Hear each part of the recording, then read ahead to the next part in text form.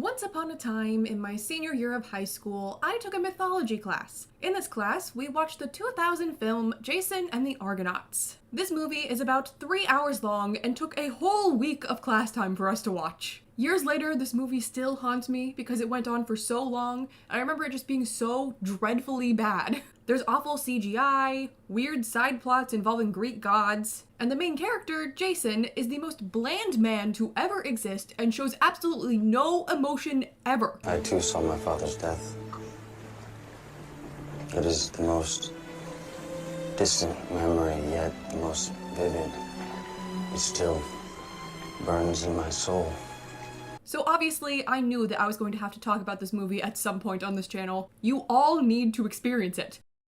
But through me. Do not subject yourself to this 3-hour film. Now, I did go ahead and read the original myth of Jason and the Argonauts just to see how it compares to the movie, and it's actually pretty different. This movie adds plot points and characters, it changes things that happen, and overall, I'm not sure if it's for the best because this movie is actually pretty strange. But the strange parts are the only thing that make this movie entertaining, and it's also why we're here today. So enough of the intro, let's get started. The movie begins with an army attacking this kingdom. People are screaming and fighting, it's total chaos. We then see Jason as a child caught in the mess. He's terrified and calling for his mom. Well, it's good to see they found a child actor who has the same lack of emotion as adult Jason. This soldier sees him and takes him to his parents, who happen to be the king and queen. But shortly after this, the army attacking the town breaks in and knocks out the guard who brought Jason there. Then the queen quickly puts this amulet of the goddess Hera around Jason's neck. The one leading the army reveals himself to be the king's brother, Peleus, and he wants to take over and rule. The king tells him that he would sooner die than see the kingdom in his hands. Hey, word of advice. Maybe don't say that to the guy that's trying to usurp the throne. Peleus is like, oh, I would never kill you, and hugs him. But then he says, my destiny is to rule, and stabs him, dropping his body into the water. Jason takes the death of his father pretty hard.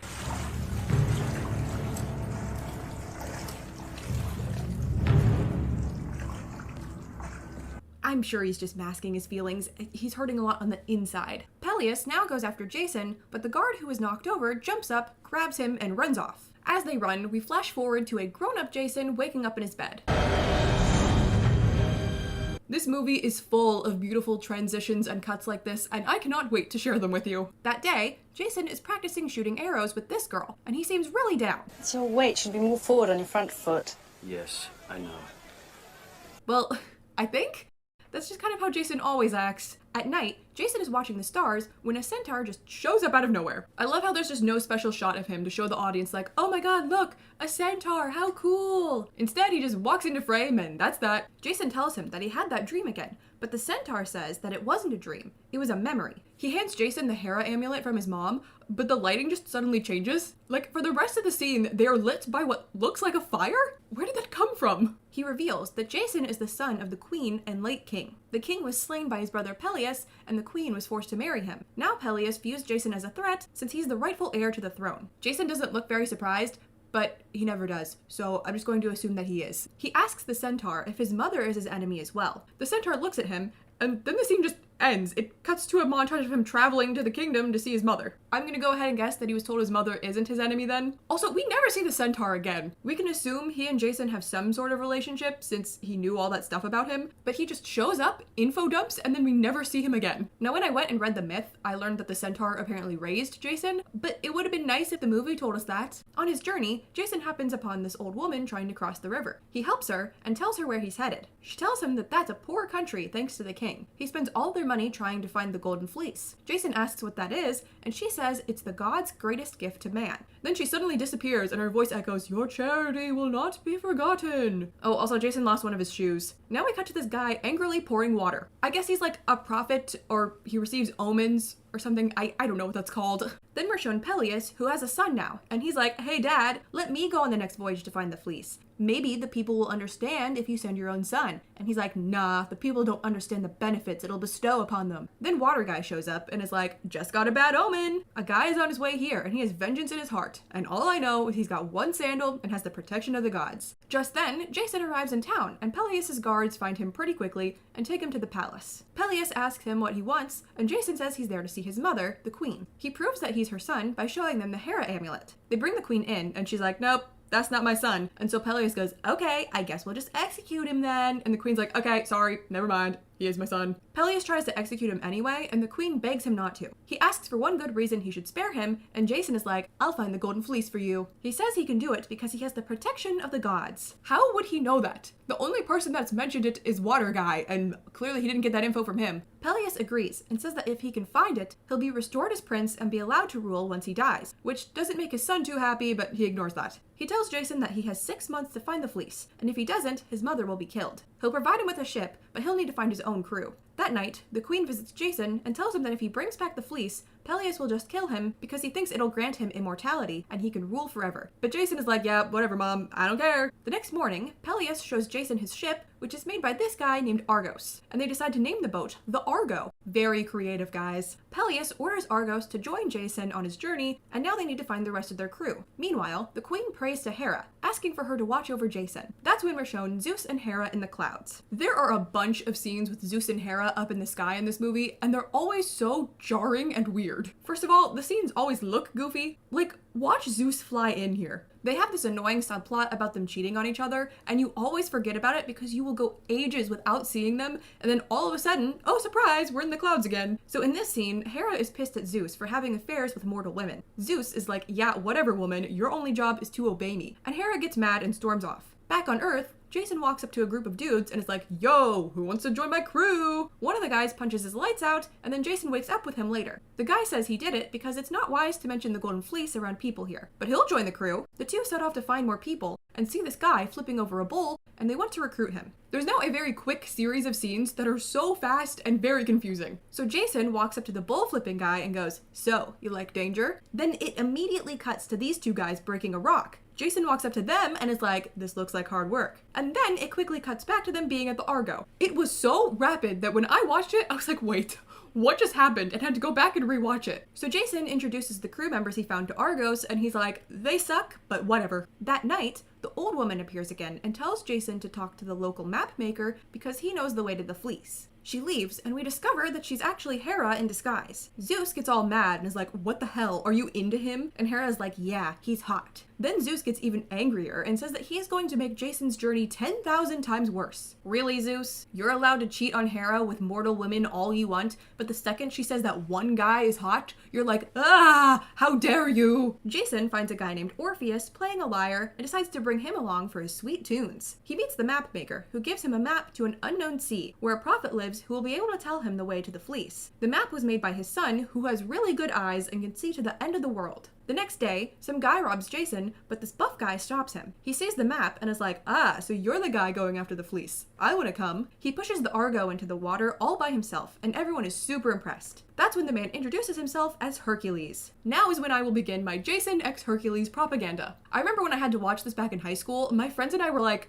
you know, Jason has a lot more chemistry with Hercules than either of his love interests. And now that I've watched it again, I still stand by that. So from here on, I will point out to you all the amazing moments between them and prove to you that they are the true OTP. Anyway, the thief shows up and begs to come because he's about to get captured. He's like, hey, there's no one better to steal the fleece than a thief, and Jason agrees. Then Good Eyes shows up, and Jason lets him come along too. They're all about to set sail, when at the last second, someone jumps on board. It's the girl Jason was shooting arrows with at the start. How did she get here, and how does she know what's going on? Then there's this random shot of a woman in the desert. Back to the boat, the crew is off on their adventure when they discover Peleus' son, aka Jason's brother, hiding away on the ship. He says he wants to come because he realizes that their dad sucks and he wants to help their mom. The others don't like him and want to beat him up, but Jason convinces them all to let him stay, and good old Hercules backs him up. Now we watch them bond, and Jason fails to do a sick flip. We see the woman again, and she's able to tell that a ship is on the way. Then Zeus blows fog on the ship. Literally.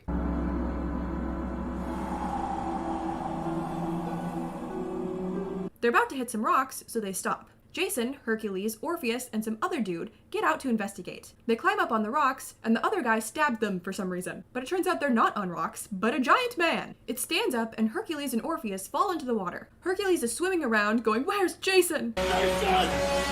Jason! Well, it turns out Jason and the other dude are holding on to the giant man, and the other guy falls off and probably dies. Hercules makes it on board and is like, we have to find Jason. We must search for Jason! Then Jason falls into the water, but he's fine. He's got plot armor. armor, the giant man takes a big step, which causes a huge wave to jack them up. We see Zeus laughing like a jerk, and Hera's like, hey, stop it. So he does. Everyone on the ship is okay, well, except that one guy. But they lost the map, which is bad. Zeus decides that he's actually not done with messing with them and makes this water tornado and sends it after them. Then there's a bunch of really quick, confusing shots of them getting hit, and then all of a sudden it just cuts to them on a beach. I guess the ship crashed and we just didn't get to see any of it. But now it's time to get into a weird side plot. A bunch of soldiers show up, but they're all women. They take Jason to their queen, and she says that all of the men on the island are away. She agrees to fix the ship, and then she gives Jason this drink and tries to seduce him. Then everyone is just hanging out and partying with all the women of the island. Well, everyone except Arrow Girl and Orpheus. Orpheus says that the person he loved died, so he's not about that life anymore.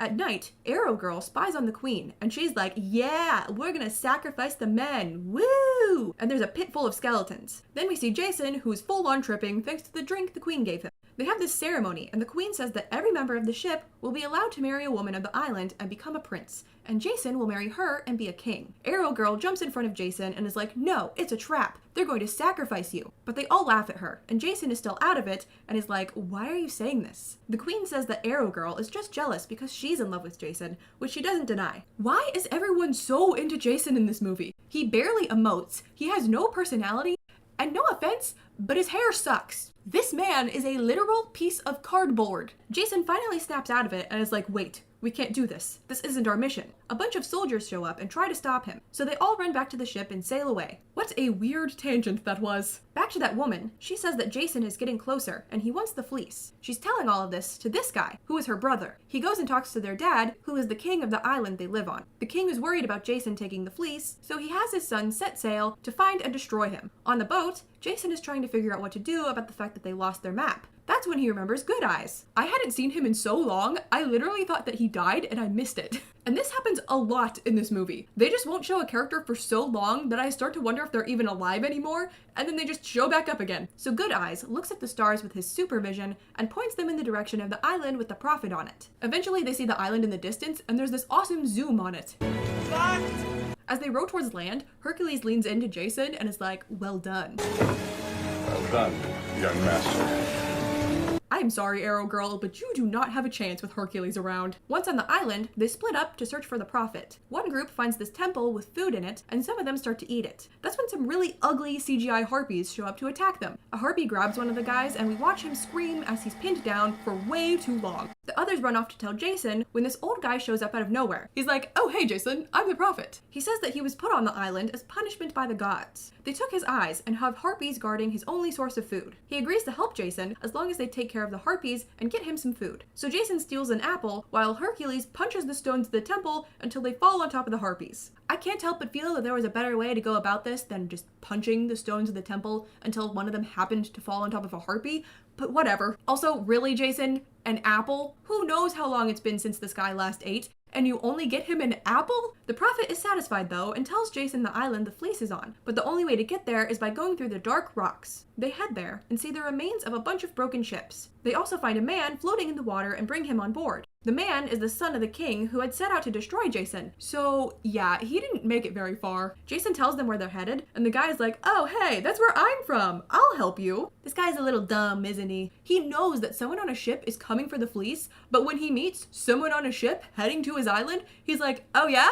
Cool. The son tells them that going through the rocks means death, so they decide to send a dove through first. Yeah, Orpheus got a pet dove at some point. I don't know, it just landed on the ship once and then we never saw it again, but now they're like, oh yeah, Orpheus, your pet dove. Anyway, they send it through and the rocks sense this and start to close. Once they start to open back up, they quickly sail through. Back at the palace, Peleus summons the queen and is like, yeah, so the water prophet told me that Jason got crushed by the dark rocks and died. Sorry. She collapses to the ground and calls him a murderer. He's straight up lying though because they made it through just fine. Oh, by the way, did you forget about Hera? Me too, which means it's time to check up on her. She's talking to Eros, the god of love, and he's just this tiny fire guy. Looking good. She tells him to fire his arrow at Medea, aka the woman we've been seeing, and make her fall in love with Jason. Zeus flies in and scoops up some ocean water and drinks it, which looks ridiculous. He asks what Eros was doing there, and then it just goes to the next scene. So many jarring cuts in this movie. They arrive at the island, and the son says that he'll take Jason to the king. Jason asks for 2 people to come with him, and Hercules volunteers, but Jason asks him to watch over the ship. Then Hercules says, my place is by your side. I must rely on you to guard the boat.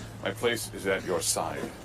The chemistry! Jason tells him that it'll be most helpful if he's in charge of the ship right now, and takes 2 other guys I don't know the names of. They meet with the king, and Medea is there. Eros shows up and shoots her with an arrow, so now she's in love with Jason. The king thanks Jason for saving his son and wants to repay him. So Jason asks for the fleece. The king is like, nope, and tries to capture him. But Medea stops him and is like, you're in his debt and he's favored by the gods. Let them decide his fate so you don't piss them off. He agrees and gives Jason a task to complete. He has to take on a fire-breathing bull and then use it to plow a field with dragon teeth. I know this part comes straight from the myth, but talk about oddly specific. Back on the boat, Thief tries to put the moves on Arrow Girl. This is another one of those times where a character hasn't been shown in so long, I thought they were dead. I really thought that we just lost Thief at some point. Later, the sun confronts Medea because he thinks that she knew about the rocks all along and didn't tell him to try and get rid of him. But she's like, yeah, whatever, shut up, and gives him an herb to calm down, and you have to watch him chew it for way too long.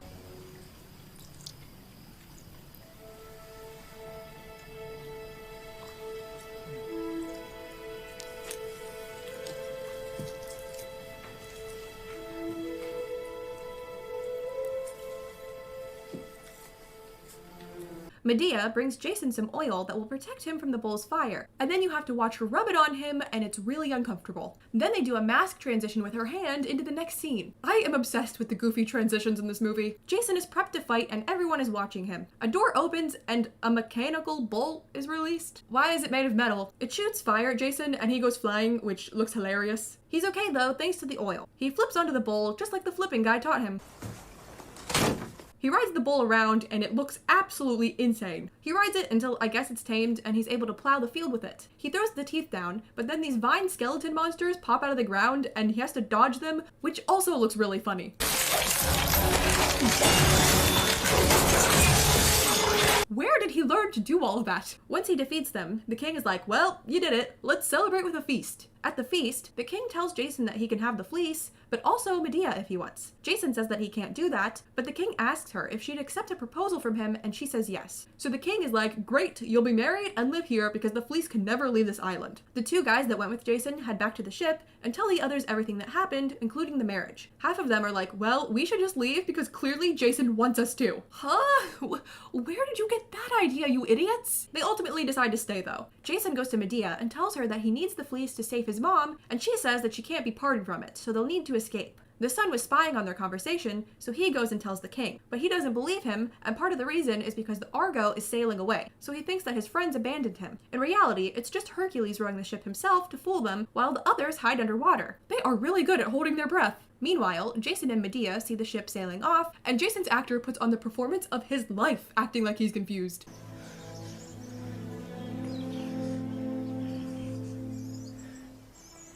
Then the sun shows up with some soldiers and is like, Jason, you just want to steal the throne from me, and they attack him. The sun goes for Jason, but Medea hits him and he goes flying off his horse. The rest of the crew members show up to join the fight. Oh, and I guess that hit killed the sun, and the fight's already over. That was really quick. They all run and reach this cliff. They need to get to the other side because that's where the fleece is. But Good Eyes is like, oh no, there are soldiers coming. That's when Hercules shows up and says he'll hold them off. It lies at the mouth of the river. They really love that zoom, don't they? They use some rope and a shield to make a zip line to get across the canyon. Hercules tosses it to the other side and we get to see it from multiple angles. Then Hercules fights off the soldiers while the others zip line to the other side. Some of them are really calm going across while others lose their mind. And then there's this poor guy who's smiling and having the time of his life, but then he gets hit by an arrow and falls and dies. Eventually, only Jason and Hercules are left and the soldiers are closing in. Hercules tells Jason to go, but he's like, no, not without you. Hercules says that his journey ends here. His mother demands it. This confuses Jason, and he reveals that he is a servant of Hera and was commanded to protect him. Go, Jason, my dear friend, and find your destiny. I'm not crying, you are. Jason gives in and crosses the canyon and goes with the others to head for the fleece. They find it, but there's a dinosaur guarding it for some reason. The backflip guy tries to flip past it, and it just eats him, and no one is fazed by it. Guys, come on! That's backflip guy! The rest of the scene is pretty boring and goes on for far too long. Basically, they just drop the dinosaur off the cliff and take the fleece. On the way back to the ship, Jason finds Hercules face down in the water dead. He rushes over to him and holds him in his arms and cries. Then someone calls his name. Jason looks up, and when he looks back down, Hercules has vanished. I have no idea where he went. they never explain it. Did Hera poof him away or something? Back on the ship, Medea heals Jason's brother, who was wounded in battle. I completely forgot he existed. Arrow Girl goes up to Jason and tells him that she loves him. And Jason is like, yeah, I love you too. You're like a brother to me. Ooh, girl, you just got brother zoned. She asks Jason if he really loves Medea, and he says that it was meant to be, in the most monotone voice ever. It's meant to be. I don't really know when Jason had the time to fall in love with Medea. I mean, they didn't really spend much time together. You know who he did spend a lot of time with? Well, I guess that applies to Arrow Girl too, but there's no chemistry there, okay? Then Zeus spies on Jason and Medea being all romantic and is like, I'm going to corrupt them. We have now reached my favorite scene in the movie. It cracks me up every time I watch it, and I am obsessed. So Zeus enters Medea's dreams and tries to seduce her so she won't love Jason anymore. He's all, I am a god and I am your slave. Then he just zooms around while saying her name.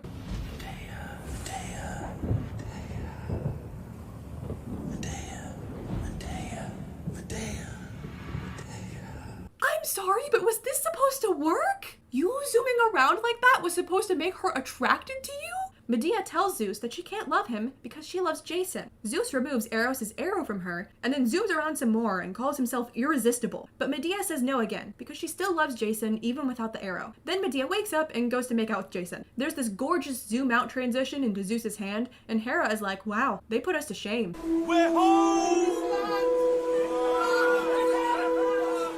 They had to fit it in there one more time. They arrive back home and are greeted by the map maker. He gives Jason the unfortunate news that his mother has taken her life because she thought he died, and Jason is now pretty upset because after everything, he couldn't save his mom. They camp out by the water that night, and Jason lists out all the people who died to honor them. He says Hercules' name last and gets all choked up and calls him the mighty and magnificent. This is so sad. The others try to convince Jason that they should take down Peleus so that all of the deaths won't be in vain. Jason wanders off, and up in the stars, a man appears, and there's a light pointing down to somewhere. And Jason is like, what are you showing me, Hercules? Even in death, he's still there for him. He's led to a statue of Hera, and his mom's face appears on it, and it's definitely not scary at all. Jason, my dear son. She tells Jason that his journey isn't over yet, so he decides that he will take down Peleus. But in the morning, they discover that his brother has stolen the fleece. He walks through the kingdom with it, and all of the townspeople follow behind him. He meets with Peleus and tells him that the fleece is his, and he is king now. Peleus is like, oh yes, you have my blessing. I am too old for this. Now come and give me a hug. And then he stabs him. May I remind you that this is exactly how he killed the last king? He did the fake out hug stab for him too. Come on, dude, get a different method. Peleus takes the fleece and runs inside, and it turns out Medea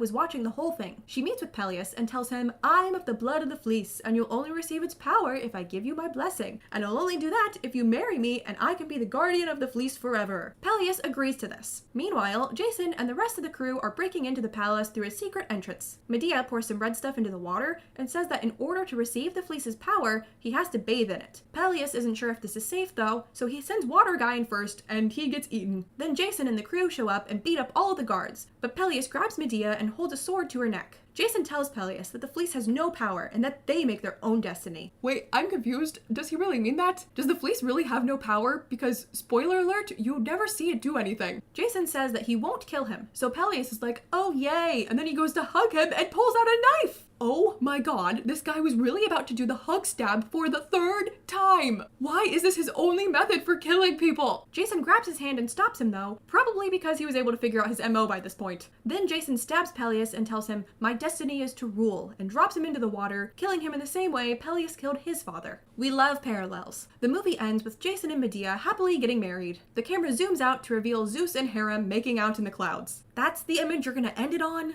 And that is Jason and the Argonauts. What an adventure. How do I even wrap this up? So much happened. There's confusing scenes that end abruptly, bad CGI, weird transitions, odd subplots like the Island of Women, or everything involving Zeus and Hera. There's zooming Zeus, Peleus' hug stab murder method, Jason's monotone reaction to everything. This movie was just a chaotic storm of weirdness, and I can't believe I sat through the full 3 hours again. I also can't believe that I was subjected to this for a whole week in high school, and if that teacher is still there, students might still be having to sit through this movie to this day. But now that this video is over, I hope that you can all agree with me that between Arrow Girl, Medea, and Hercules, Jason definitely had the most chemistry chemistry with Hercules. He thought of Arrow Girl as a brother, and then apparently fell in love with Medea after talking to her like twice. But I'm gonna go ahead and go. I hope you guys enjoyed the video, and if you did, like and subscribe, and also feel free to let me know what else you would like me to talk about. And now I will end this video with a tribute to Jason and Hercules. And to Hercules, the mighty and magnificent.